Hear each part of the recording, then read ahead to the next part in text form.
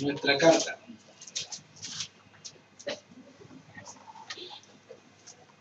Santiago capítulo 1, verso 12.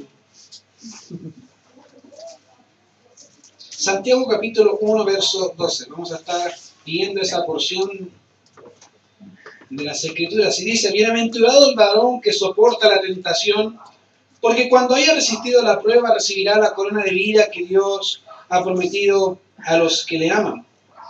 Cuando alguno es tentado, no diga que es tentado de parte de Dios, porque Dios no puede ser tentado por el mal, ni él tienta a nadie, sino que cada uno es tentado cuando de su propia concupiscencia se ha atraído y seducido.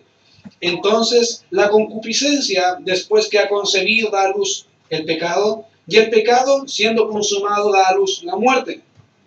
Amados hermanos míos, no erréis, toda buena dádiva y todo don perfecto desciende de lo alto del Padre de las luces, en el cual no hay mudanza ni sombra de variación. Él de su voluntad nos hizo nacer por la palabra de verdad para que seamos primicias de sus criaturas. Creo que un tema que se puede trazar dentro de las Escrituras de Génesis, Apocalipsis son las pruebas y las tentaciones. Cosa que vemos sin duda alguna en muchas partes de la Biblia.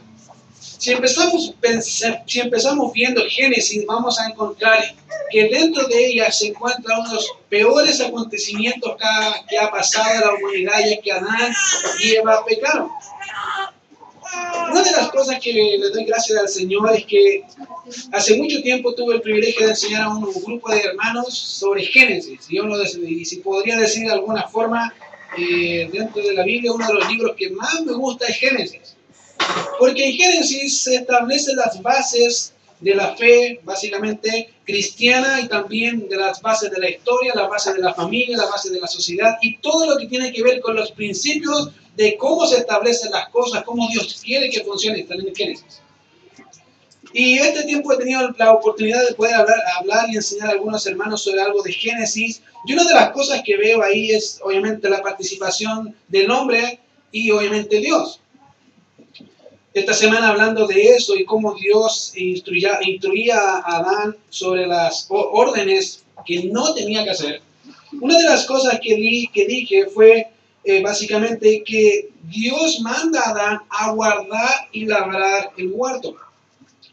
Una pregunta que les hacía es: ¿por qué Dios manda a Adán guardar el huerto? ¿De qué tenía que guardarlo? ¿De qué tenía que cuidarlo? Y dice: ¿a dónde está eso? ¿Está en la Biblia? Sí, sí está. Dice: Dios mandó a guardar el huerto, básicamente a cuidarlo. Una buena pregunta era esa: ¿cuál o de qué tenía que cuidar Adán el huerto? No había nadie más. Estaba Eva, Adán, los árboles, frutas, todo lo que Dios había hecho estaba ahí. Bueno, pero cuando leemos capítulo 3 de Génesis, aparece una persona que le dice a Eva: ¿con que Dios os ha dicho no, que no comáis de todo árbol del huerto? Satanás. Y obviamente una de las labores de Adán era cuidar a su esposa y también ayudarle a entender las ordenanzas de Dios. Básicamente esto que era parte del trabajo de Adán no se ejecutó al 100%, y ahí donde caemos todos por el pecado de Adán. Todos tenemos ahora pecado. Nacemos bajo pecado, y David dijo: en pecado he sido concebido. En pecado me concibió mi madre. Todos nacemos con esa maldad intrínseca dentro del ser humano. Cuando seguimos avanzando con Job, vemos cómo Dios, hablando de su siervo Job, en una conversación celestial, le dice: ¿no has considerado a mi siervo Job? Entre Dios y Satanás. Y Dios dice: ¿no has considerado a mi siervo Job, que no hay otro como él en la tierra? Varón perfecto y recto, temeroso de Dios y apartado del mal. Y dice: wow, qué impresionante la descripción que Dios tiene de Job. Y Satanás le responde: ¿acaso teme Job a Dios de balde? No lo has cercado, no lo has bendecido, pero quítale eso y vas a ver cómo no maldice tu nombre. conversaciones celestiales, digo, esas conversaciones, ¿qué pasaría si Dios dice, a ver, vamos a sacar algunas cosas de qué hay en el corazón de ellos? Una prueba.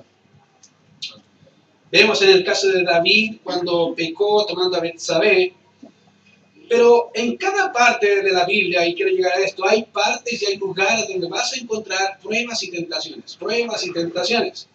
Y quisiera ver un poco y resumir lo que Santiago ha querido decir sobre lo que es el gozo y las pruebas. Cuando llegamos al verso 12, básicamente vamos a ver dos grandes aspectos de lo que es la prueba. En primer lugar vamos a ver el gozo de resistir en este mundo y en segundo lugar vamos a ver la dicha de pasar las pruebas. ¿Tú sabías que es grandioso saber pasar las pruebas? Amén. La cosa es que a veces no sabemos cómo las pasamos, pero las pasamos. Bueno, déjame mencionarte dos aspectos generales antes de dar y empezar con esto. En primer lugar, el cristiano puede tener gozo en medio de las dificultades. ¿Sabías tú eso? El creyente, y cada creyente tiene en sí el privilegio de sentirse probado por Dios y gozarse en las pruebas. Desde pequeños se nos ha enseñado que las pruebas son malas, hay que estudiar. Qué complicado es estudiar. Complicado pasar etapas. Pero las pruebas no son malas. Nacemos con esa tendencia a rechazar esas pruebas. Pero vemos que el creyente tiene esa facultad. De hecho, cuando vemos Mateo capítulo 5, dentro del cual vemos el gran sermón del Señor Jesucristo, Él dice, bienaventurados una y otra vez. Fíjate que solamente en pocos versículos vemos bienaventurados los pobres en espíritu, bienaventurados los que lloran, bienaventurados los mansos, bienaventurados los que tienen hambre y sed de justicia, bienaventurados los misericordiosos, bienaventurados los de limpio corazón, bienaventurados los pacificadores y bienaventurados los perseguidos. Básicamente lo que el Señor dice, el creyente es bienaventurado por ser hijo de Dios. Tiene la capacidad de poder gozarse en medio de dificultades.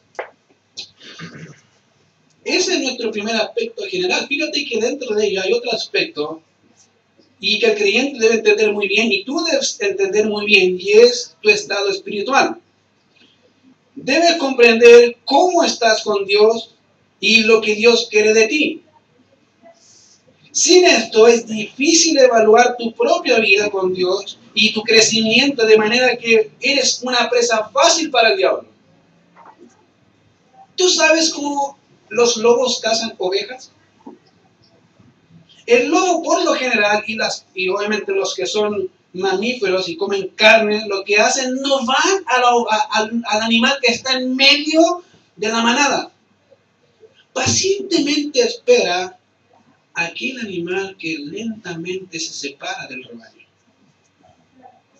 Entre más se separa, mejor presa es. No está tan resguardado. Querido, Satanás está como un león rugiente buscando a quien devorar. Y entre más te separas de la iglesia, mejor presa eres para él. Más fácil. El problema con eso es que si tú no entiendes cómo estás con Dios, no entiendes, entonces eres presa fácil. No sabes a dónde estás. Es como ver un mapa sin saber para dónde vas. Yo tengo un mapa, pero no sé dónde estoy metido. Tomo cualquier micro, todo me sirve, todo me lleva y no tienes idea de cómo estás con Dios. Querido, la vida espiritual debe ser una vida creciente. Hay dos opciones en la vida espiritual, de hecho. O avanzas o retrocedes. La opción de parar no existe. Por eso la vida cristiana es comparada con una carrera. En la carrera o avanzas o retrocedes. No te paras. Parar es retroceder. Bueno, quiero que pienses en lo siguiente, esos dos aspectos generales de la vida cristiana. Entonces, la pregunta es, ¿se pueden resistir las pruebas? Sí. Y eso es lo que dice el Santiago capítulo 1, verso 12. Bienaventurados. Bienaventurado el varón que soporta la tentación. Ahí está. Y una de las cosas que tú podrías decirme, y sin duda alguna podrías tener ciertas razones, ¿cómo puedo ser bienaventurado? Bueno, La gente también tiene gozo y literalmente la palabra bienaventurado es dicha, felicidad, una felicidad que desborda. En otras palabras, podría decirme, ¿sabes qué? Pero la gente afuera es igual. Veo gente reírse, veo gente pasarla bien, disfrutar de las cosas de este mundo. Sí, pero déjame decirte que esa dicha es como la neblina. ¿Has visto neblina? Dura un rato, que lentamente es disipada para volver a ver la realidad. Querido, podríamos decir que la gente del mundo tiene dicha, pero esa dicha es pasajera. La Biblia dice que las cosas de este mundo son pasajeras. Pero el creyente tiene una dicha y una bienaventuranza mucho mayor que este mundo. La dicha que el creyente tiene no está condicionado a la naturaleza caída, no está condicionado a pasiones desordenadas, no está condicionado a cosas de este mundo. La bienaventuranza del Hijo de Dios está condicionada a un Dios eterno. Por eso el Señor una y otra vez dice, bienaventurados, son dichosos, felices. Ahora, quiero decir algo. Una de las cosas que quiero decir es que se puede ser feliz. Sí, querido, se puede ser feliz. Otra que no quiero decir es que eso significa que debe estar todo el día feliz así. No, eso no significa felicidad. Porque eso puede significar hipocresía. Felicidad tiene que ver con algo que desborda del corazón hacia afuera. No necesariamente voy a reflejarlo en mi cara, pero siento felicidad, me siento gozoso por ser lo que Dios quiere que soy. Ahora, he ahí la diferencia, querido, de ser bienaventurado y una felicidad pasajera, la cual el mundo ofrece y pasan promocionando esa clase de felicidad. Hoy, querido, y siempre el hombre ha buscado felicidad. De hecho, hay una palabra filosófica que se llama hedonismo, que significa la búsqueda de la felicidad. Muchos la buscaban en el sufrimiento, en abstenerse de ciertas cosas, y otros dándole a la carne lo que más deseaba. Querido, el hombre siempre ha buscado felicidad, Dios nada. Y acá dice, bienaventurado. La cosa es, ok, ¿quién es bienaventurado entonces? El pasaje dice, bienaventurado el varón que soporta la tentación, algo totalmente diferente a lo que el mundo ofrece. El mundo te hubiese dicho, bienaventurado el varón que cae en la tentación y se deja guiar por la tentación. La pasa chancho. Dios dice, no.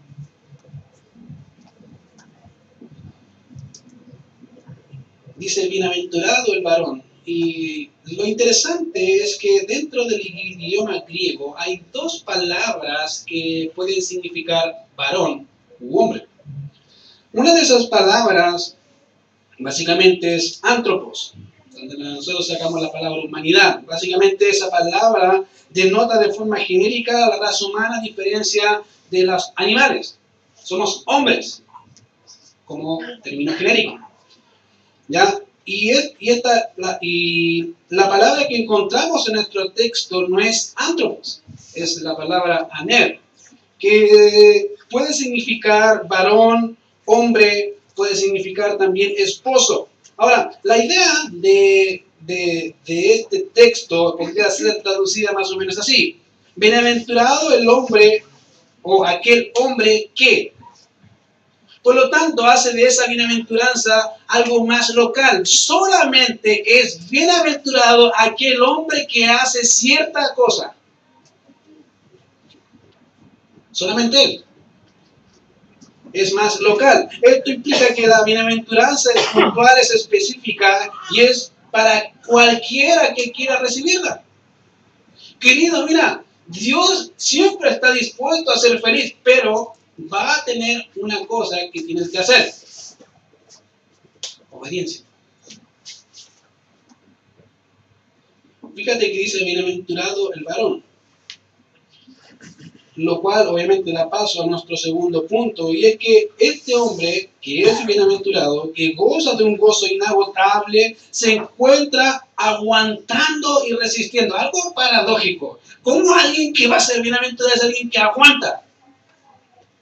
Hace mucho tiempo, me acuerdo, cuando era más joven, una de las cosas que hacía mientras estaba sentado y me gustaba hacer ejercicio, era que mientras daban comerciales, ponía mis brazos de lado, a ver cuánto aguantaba mis brazos sin hacer que obviamente se le cayeran. No sé si alguna vez lo has hecho, pero te lo recomiendo, es un ejercicio fácil, en casa. Y a mi señora he dicho, pon los brazos al lado y deja los brazos al lado, no los sueltes, no los coloques abajo, no, derechos como en cruz. Y quédate ahí, ¿cuánto tiempo dura? La primera vez me dice, mira, si es fácil, espera 2 minutos. Lentamente los brazos con el peso empiezan a agotarse, empiezan a tirarse hacia abajo y dicen, no, aguantar. Bueno, la idea es esa. La idea de que bienaventurado el varón que aguanta, que soporta la tentación. De manera que obviamente que la tentación o las pruebas deben ser parte de la vida del creyente. De hecho, lo son. Fíjate que una de las cosas que vemos y que se ha visto en este pasaje es lo que dice el texto en verso 3. Mira lo que dice Santiago capítulo 1, verso 3, que es algo muy parecido a lo que estaba planteando acá Santiago. Y Santiago dice lo siguiente en este texto. Sabiendo que la prueba de vuestra fe produce paciencia. La palabra que aparece ahí es paciencia. De manera que las pruebas en tu vida producen esa capacidad de aguante en medio del conflicto. Querido, una persona que empieza tomando pesas y ejercitando su cuerpo, no empieza tomando grandes pesos. Y Dios tampoco va a hacer eso con un hijo suyo, al contrario. Dice que va a dar el peso necesario, pero también juntamente con la prueba de la salida. Por lo tanto, lo que Dios quiere ver, va a decir, voy a presionar a tal grado a mi hijo para ver si logra ser más como Cristo al punto de verlo crecer. Queridos, hay a veces que los hijos tienen problemas en sus huesos cuando crecen y les duele. ¿Por qué? Porque están creciendo, es natural, es parte de la vida crecer. Es parte de la vida sufrir. Es parte de la vida cristiana hacer exactamente lo mismo. Él dice, bienaventurado el varón que soporta la tentación. Ahora, algo que parece acá como tentación, quisiera definirlo. Porque obviamente hay una diferencia muy grande entre una prueba y una tentación. La palabra que aparece como prueba es la misma palabra que se traduce tentación. En griego son las dos palabras que son diferentes para nosotros, es la misma en griego. ¿Cuál es la diferencia? El contexto. Pero quisiera mencionar básicamente una definición básica de lo que es la prueba y la tentación. ¿Ya? La prueba, como su nombre lo indica, tiene el propósito de hacer crecer, de hacer que el hombre avance, que pase a otro nivel. ¿Cómo lo hace?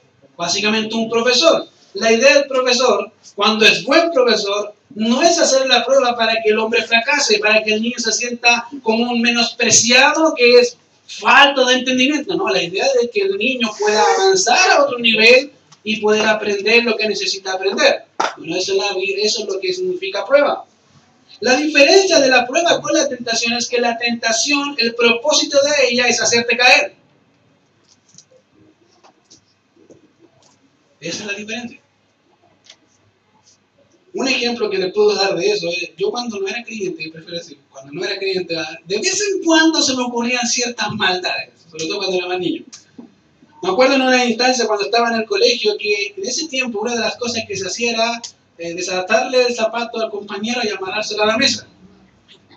Entonces yo lo que hacía, muy bien humano y bien pecador, o sea, yo me agachaba, tiraba el lápiz y como se me caía el lápiz, y como el que estaba al lado de mi amigo más encima, le pescaba, le desabrochaba lentamente el zapato, se me volvía a caer el lápiz, o iba a recoger, le amarraba el zapato a la mesa, y yo lo dejaba ahí, tranquilo.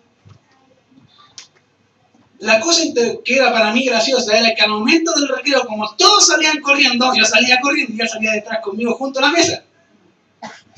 Se arrastraba toda la mesa, la silla, entonces yo me mataba de la risa. Bueno, esa es la idea de la tentación. De hacer que el hombre que está ahí caiga.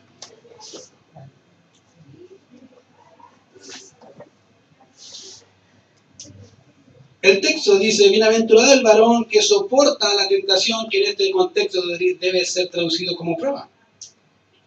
El hombre que realmente es dichoso es aquel hombre que es capaz de aguantar las pruebas que Dios lo coloca.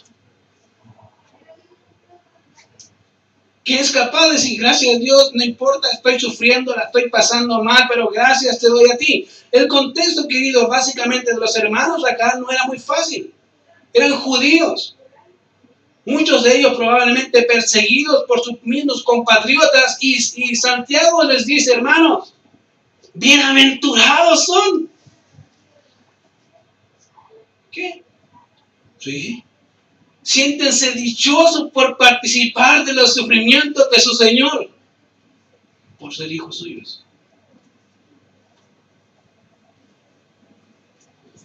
Eso es lo que dice el Señor acá. Dice, bienaventurado el hombre que soporta la prueba. Y querido, ciertamente lo es. El Señor lo dijo. El Señor dijo en Mateo capítulo 5, verso 11, bienaventurados sois por mi causa, porque sois cuando por mi causa os vituperen y os persigan y digan toda clase de mal contra vosotros, mintiendo, gozaos y alegraos porque vuestro galardón es grande. Querido, si las pruebas son parte del crecimiento, eso significa que eres hijo de Dios. Pasa la prueba con gozo. Disfrútala. Disfrútala. Porque son momentos en que Dios va a obrar en tu corazón y en tu vida. Algo quiere ver Dios.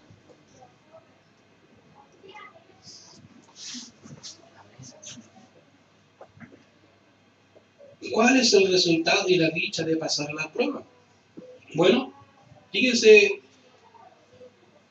que el verso 3 dice de Santiago, capítulo 1, creo que explica muy bien lo que Santiago quiere decir. Dice, hermanos míos, tened por sumo gozo cuando os halléis en diversas pruebas. La palabra diversas, de múltiples formas de pruebas.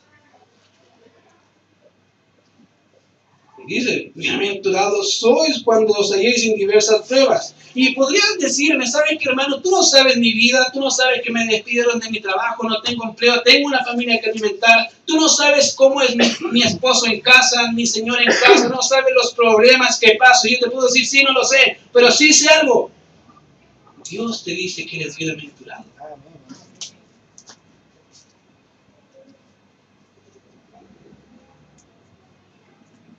Dice, hermanos míos, tened por sumo gozo. Dice, y es una buena pregunta de cómo puedo tener gozo cuando paso lo que tengo que pasar. Cuando un hijo se me va, ¿cómo puedo tener gozo ahí?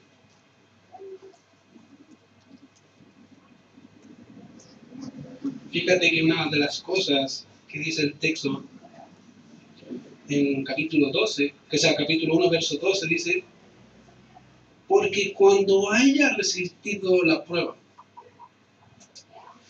Una traducción mejor es la siguiente, porque una vez que ha sido probado o aprobado,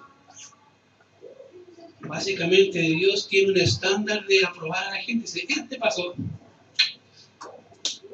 este sí. Sufrió, sí, pero pasó. Pasó el examen. Yo no sé si te sentías feliz cuando te sacaban 7 o 10 en el colegio, pero toda persona cuerda y que le gusta estudiar sabe que la recompensa del estudio es conocimiento. Entiende y disfruta ahora de adulto que es la recompensa que uno tiene. Cuando uno es más joven dice, un 7 me da exactamente lo mismo, porque no entiende el valor de lo que es el conocimiento. Lo mismo pasa a veces con los niños espirituales, no entienden el valor de las pruebas. Es difícil, les cuesta, dice, Señor, no quiero pasar, quiero dejarme así. Quiero seguir viviendo en mi experiencia principal al principio, cuando se veía que tú llorabas y tú me respondías así al tiro. ¿Por qué tengo que esperar ahora, Señor? porque estás creciendo. ¿Cuál es la recompensa? Bueno, mira el texto. El texto dice, cuando ya haya aprobado la prueba, recibirá la corona de vida que Dios ha prometido a los que aman. En el mundo griego, queridos, hay muchos juegos, y habían los juegos que se llaman istímicos o olímpicos, mucho tiempo atrás. Y ellos, una de las cosas que hacían era prepararse para esos juegos a tal punto que eran tan disciplinados y ellos querían ganar solamente una cosa, una corona. Esta corona era puesta sobre los vencedores invictos y estos eran hombres que luchaban por esa corona que era hecha de laurel, de olivo o de hierba. Y uno diría, ¿y es un pedazo de palo con hoja alrededor? Y por eso sacrificaban su vida, ¿sí? Porque para ellos ese era honor, era ser renombrado, decir, mira, él pudo pasar. Él pasó invicto la prueba, los desafíos lo pasó sin ningún problema. Le costó, sí, sufrió mucho tiempo para disciplinar su cuerpo, pero la pasó. Cuando eran invictos, el heraldo los llamaba por nombre, mencionando el nombre de sus padres, su población de origen. ¿Y cómo no sentirse honrado cuando el hombre llama y el heraldo dice, he aquí viene tal persona? Querido, el Señor dice básicamente, y es así que el creyente recibirá lo prometido por el Señor, vida eterna. Amén. Aquel que pasa su vida y dice, Señor, he pasado la prueba, he pasado los años y aquí estoy. El Señor dice, aquí está tu corona. Eso es literalmente lo que dice el texto. No es una corona real, es básicamente vida eterna, lo que Él prometió con Él en la gloria. Si hay algo, querido, que ha movido el corazón del cristiano y de los hijos de Dios, es lo que vemos en Cristo Jesús. Dentro de las líneas de la fe, uno de los pasajes más impresionantes que hay es el capítulo 12 de Hebreos, donde el pasaje destaca a hombres de fe.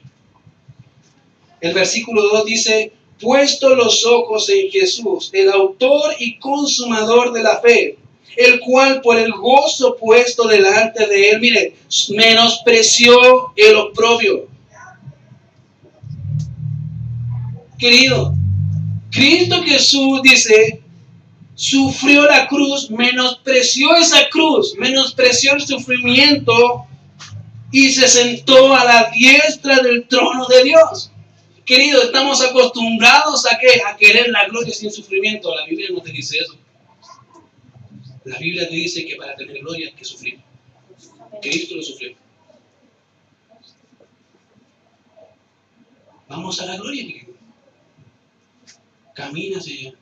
Lleva tu cruz. Pero en eso, disfrútala. Porque te espera la gloria. Si eso, querido, no es lo que te mueve, debería moverte. Cada paso de la vida cristiana debería moverte a Cristo, decir, eres Cristo, muero por Cristo, vivo por Cristo y todo lo que hago es por Cristo. Si tengo que morir, muero para Él. Si vivo, vivo para Él. Estaba hace mucho tiempo leyendo un libro que se llama Los Mártires de Fox. Un libro impresionante que sin duda debería leerlo. En ese libro muestra todas o gran parte de los sufrimientos de los cristianos. Quise sacar uno para ustedes y miren lo que encontré. Dice, Policarpo, siendo buscados para la muerte, fue encontrado por un niño que luego le dio aviso a los guardas que prontamente lo llevaron para ser sentenciado. Antes de su sentencia, habiendo dado un poco de comida a los guardas, les pidió poder orar una hora para así preparar su alma y su cuerpo. Habiendo sido llevado ante el procónsul, le dijo, jura y te daré libertad, blasfema contra Cristo. Policarpo, con un semblante de paz, miró al juez y le dice, Durante 86 años he servido y le he servido. Y nunca me ha hecho mal alguno. ¿Cómo voy a blasfemar contra mi rey que me ha salvado? El hombre fue quemado. Él dijo que no lo ataque. Dijo, ¿de qué me decía? No me hagan. No voy a salir. Querido, ¿cuál es la diferencia de ellos con nosotros? Que ellos miraban a Cristo. Vivían a Cristo, decían, ahí va mi tesoro, ahí está mi meta, quiero ser más como Cristo. Bueno, fíjate que esa es la bienaventuranza, eso es lo que movió el corazón y ha movido el corazón del pueblo de Dios. Cristo y solo Cristo. Seguir los padecimientos de Cristo. Pablo dijo, mira, llevo en mi cuerpo las marcas de Cristo.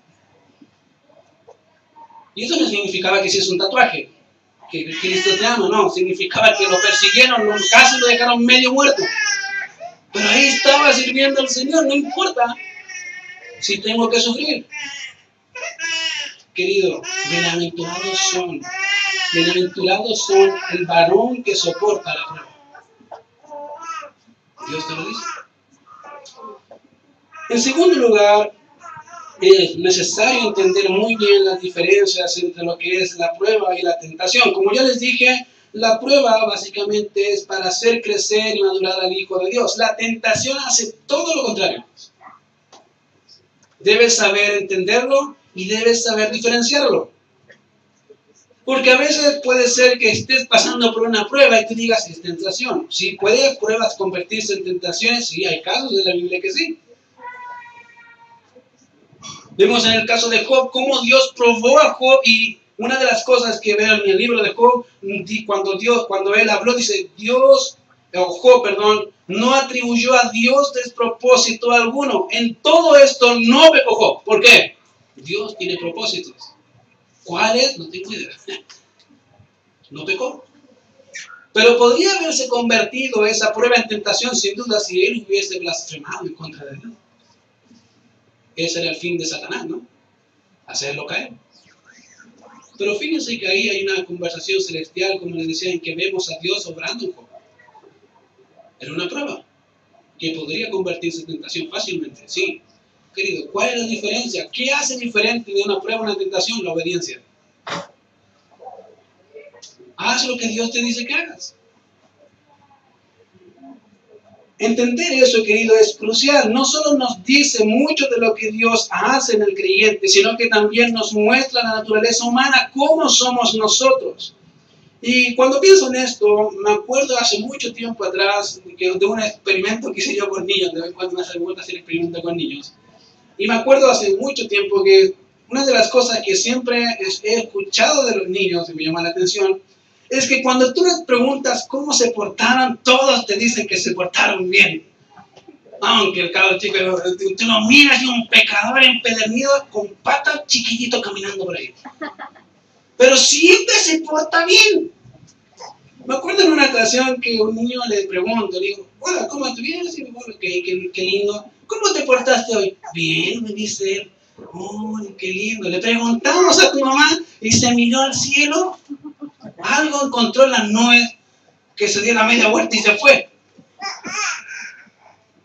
Querido, algo interesante de la vida y la naturaleza humana es que el hombre nace bajo pecado. Nace con eso. Probablemente el pequeño no sabe que está pecando y no sabe que lo que está haciendo es mentira, pero lo hace sin que le enseñen. Fíjate que un padre siempre va a querer lo mejor para su hijo, ¿cierto? No le va a enseñar a pecar, pero nace así. Nace con la maldad. Yo soy carne viva de eso. Mi papá todo me dice, tú eras malo, maldadoso, tenía la cabeza pensando en maldad, ¿sí? Me gustaba. Como le dice él antes, le di un ejemplo de lo que hacía en mis tiempos de ocio con mis compañeros, sobre todo si eran mis amigos. Maldad. Nacemos así. Y fíjate que una de las cosas que pasa es que cuando vemos las escrituras hay una pequeña diferencia que Santiago quiere hacer a referencia de la prueba. Como les dije, la prueba mide, la tentación hace caer. ¿Qué hace la diferencia? La obediencia. Y eso es lo que marca acá. Cuando alguno es tentado, y puede ser cualquiera de los que está acá hoy, yo te digo, hoy puede ser probado, hoy puede ser tentado. ¿Cuál va a ser la diferencia? Si obedeces. Dice, cuando alguno es tentado. Wow. ¿Cuándo es eso, querido hermano? No tengo idea. No sé. El Señor me dice, te tocó, ven, ven. Francisco, ven, te tocó. Si fuera tan fácil, no diría, oh, gracias Señor, que fácil, me preparé, estuve leyendo mi Biblia todos los días. Pero las pruebas vienen, a veces en los peores momentos. No porque sea el peor momento, sino que tú no estás en las condiciones para pasar la prueba. No lees, no buscas, no oras, no te congregas, o escasamente te congregas. Y Dios te dice, te tocó la prueba, que prontamente pasa a ser tentación. Cuando alguno es tentado, queridos, y eso marca en cualquier momento, no diga que es tentado de parte de Dios. Dios lo hizo, querido, Dios lo tienta. Dios no dice, voy a ver, voy a hacerlo caer, voy a hacerlo para que entiendan. No, Dios no es así. Fíjate que el mismo texto dice básicamente que esa persona debe tener algo, debe entenderlo, debe tener una mente guardada, entendida. Y el texto de Santiago capítulo 1, verso 17 nos dice que Dios no hace eso. Dice el texto, toda buena dádiva y todo don perfecto desciende de lo alto del Padre de las luces, en el cual no hay mudanza ni sombra de variación. Querido, la tentación no es obra de Dios. Eso dice el texto, toda buena dádiva y todo don perfecto, ¿de dónde viene? De nuestro Padre. Cuando alguno es tentado, o mejor dicho, cuando alguno está siendo tentado, no diga, y no es una opción, querido, no piense en su corazón que esto es parte del plan de Dios, o mejor dicho, que esto es causa de Dios. Que es tentado de parte de Dios, porque Dios, querido, en el argumento que el Santiago da, no puede ser tentado por el mal.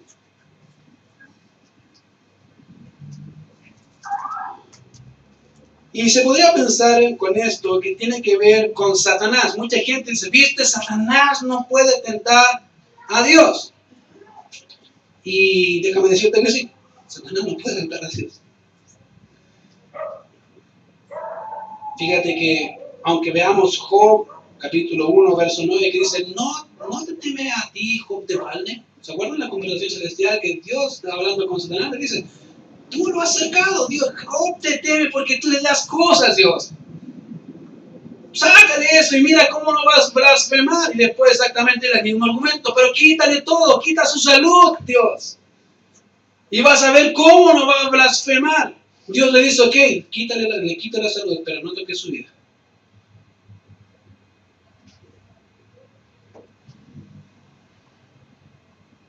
Bueno, deben entender que existen, queridos, palabras que se utilizan acá. Una palabra que se puede referir al mal puede ser una palabra que es poneros, que significa malo, pecaminoso, maligno, perverso. Estos se pueden utilizar tanto como adjetivos, como cualidades o como nombres. Pero también tiene un uso especial, ya que el contenido de este nombre o este adjetivo, poneros, es determinado en gran medida por la oposición a la palabra de Dios, a su voluntad, al mensaje de Jesús, y obviamente tiene que referirse a la antítesis de Dios, el diablo. El texto lo que está diciendo, Satanás no puede tentar a Dios.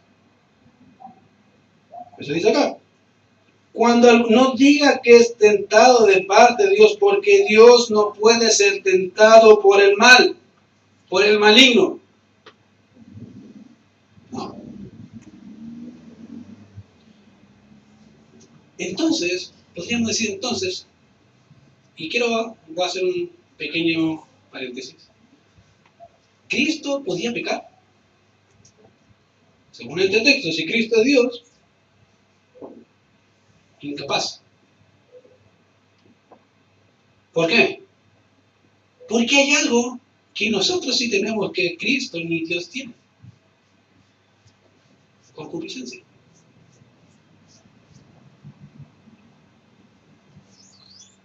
Fíjate, Dios no puede pecar porque en Él no hay concupiscencia. Él es santo, limpio, puro. No puede pecar ni quiere pecar, porque para querer tiene que poder. Y como no tiene la naturaleza pecaminosa, no puede pecar nunca, querido. Nunca va a pecar.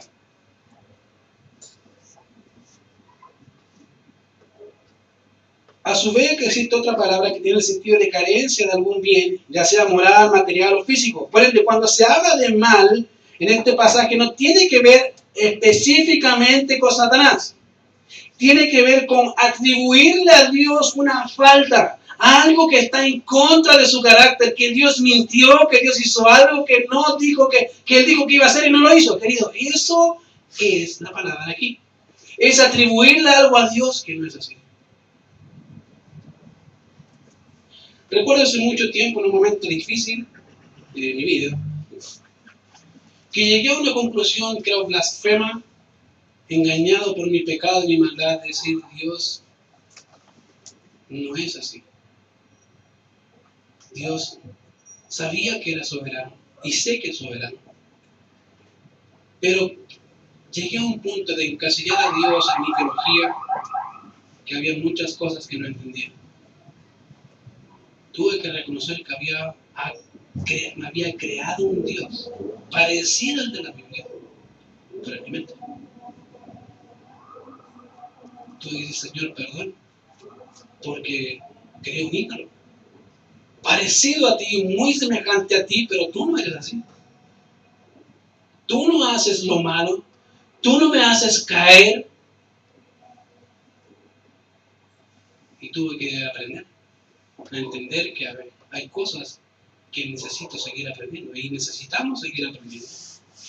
Pero fíjate que parece que los hermanos tenían un problema, que era ese mismo, decir, Dios me metió en tentación. No, Dios no te mete en tentación, te va a hacer pruebas. Tú la transformaste en tentación. ¿Por qué? Bueno, por tu naturaleza. ¿Cómo sabemos eso? Mira lo que dice el texto, sino que cada uno,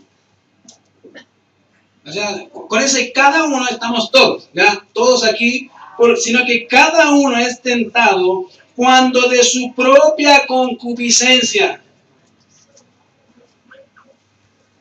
Y cuando aquí habla de concupiscencia, se habla básicamente del deseo pecaminoso que quiere ser alimentado, esa cosa que está ahí, que si bien ya fuimos libertados del pecado, pero sigue molestando. Sigue diciéndote, mira, haz eso. Haz eso. Y uno dice, no.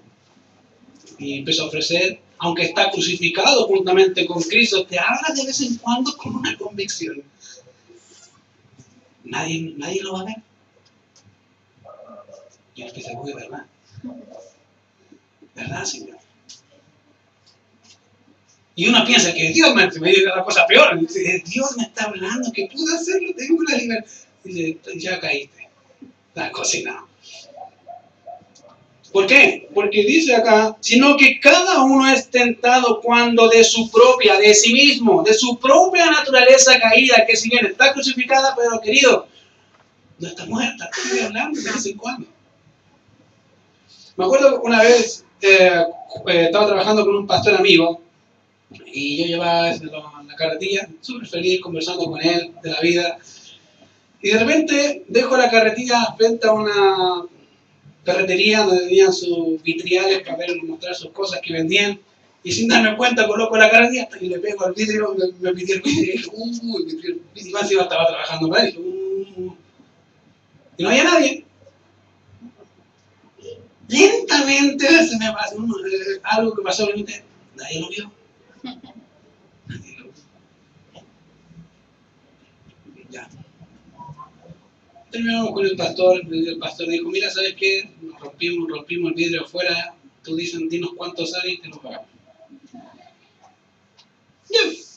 Cuando salimos, me dijo, ¿oíste la voz? Gracias, dije, gracias Dios, no soy el único pecador, también la escuchó. La misma voz, nadie se dio cuenta, pasa piola, nadie se va a dar cuenta de que rompiste el vidrio y que no lo tengas que pagar. La naturaleza pecaminosa, que muchas veces te dice, mira, aliméntalo, tranquilo, entra suave, pero causa grandes estragos. Gran problema. Querido, el problema es que más encima tenemos un enemigo que se llama Satanás el diablo, que nos conoce de una forma tan impresionante que de vez en cuando tira cebo. Dice que, a ver, a Anita le gusta esto, a ver, ahí va. Y el pescadito Anita empieza a rodear el cebo, mirándolo. No, la Anita dice, no lo voy a... Pero de vez en cuando lo mira. Ahí está. Y una de las cosas que tuve que aprender con un hombre que estaba pescando es eso, ser paciente para pescar. Satanás tiene alta paciencia, querido. Y Satanás no va a ser poco sabio, hablando de la maldad, de la sabiduría carnal, de decirte la cosa mal al tiro, ¿no? Va a ser a veces tan sutil que parece verdad y te la dirá. No hace nada más. Y espera pacientemente como un pescador esperando a su presa, decir, va a llegar y me lo voy a comer. No se va a dar ni cuenta cuando pesque y va a morir. Mira, cuando alguno es tentado, no diga que es tentado de parte de Dios, porque Dios no puede ser tentado por el mal, ni él tienta a nadie, sino que cada uno es tentado cuando de su propia concupiscencia y maldad es atraído y seducido. La carnada. Querido, Satanás sabe cómo somos. Y de vez en cuando va a tirar carnadas.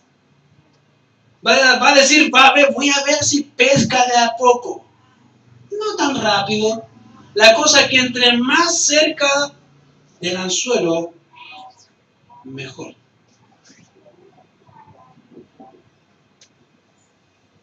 Fíjate lo que pasa. Entonces, la concupiscencia, ese deseo pecaminoso que está en el corazón, después que ha concebido, da a luz el pecado, y el pecado siendo consumado da a luz la muerte. Entonces lo que hace Satanás y nuestra carne básicamente es producir esos deseos pecaminosos que empiezan en el corazón. Y rápidamente, muchas veces pasa a la mente. Ahí está, dándose vuelta. Para posteriormente caer. Esta semana mi señora me mostró un video hablándome del aborto, después de yo estaba preparándome, después de haber leído, estaba preparando para ir al trabajo, me dice, mira, hay un video que han prohibido a Chile por un tema de la brutalidad de lo que es el aborto. Y literalmente era brutal ver a un bebé ser muerto. Y lo mostraban, sin ningún pudor ni nada. Yo quedé impresionado, me mató el día entero porque pensaba todo el día en eso. Un bebé. Bueno, la idea que Santiago está planteando es exactamente la misma. Me dice, entonces, básicamente la concupiscencia, después que ha concebido, nace, da a luz el pecado. Está embarazado de pecado. Y el pecado siendo consumado da a luz la muerte. Es como un niño que nace, crece, se desarrolla y al morir está muerto. Está muerto. Querido, cualquier mujer que ve eso así, pero ¿cómo? Bueno, el pecado, querido, hace eso. Así empieza de una poca, un pequeño residuo, se empieza a alimentar de a poco, empieza a crecer de a poco, empieza a escuchar, a ver y alimentarse de tal forma que empieza a crecer hasta el punto en que cuando se muestra, murió todo lo que estaba a su lado. Así empiezan las infidelidades, querido. No empiezan de un día para otro. Esto que se ha mencionado de la iglesia y que el pastor ha hecho hincapié de este pastor, querido, ¿usted cree que empezó hace poco? nunca empieza hace poco. Querido, no solamente la infidelidad, todo pecado empieza de a poco. Entre más lo alimentas, más grande se hace. Y tú puedes cubrirlo, taparlo, hacerte loco, que no hay pecado, que no hay maldad, pero en algún momento va a salir. Piensa muchas veces en tu vida, cuántas veces hiciste cosas que a veces tu hijo tuvo que después de muchos años saberlo. Escuchaba hace mucho tiempo un caso de una persona que me contaba que su mamá sabía que su padre había violado a su hija y nunca lo dijo. Después de muchos años se dio cuenta que era así y se entristecía porque muchas veces trató a su hermana diferente. No sabía por qué su hermana era diferente, porque había hecho muchas cosas. Ahora sí lo entiendo.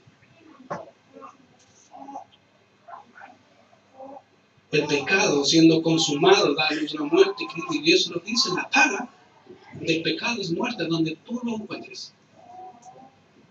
En esta vida o en la venidera.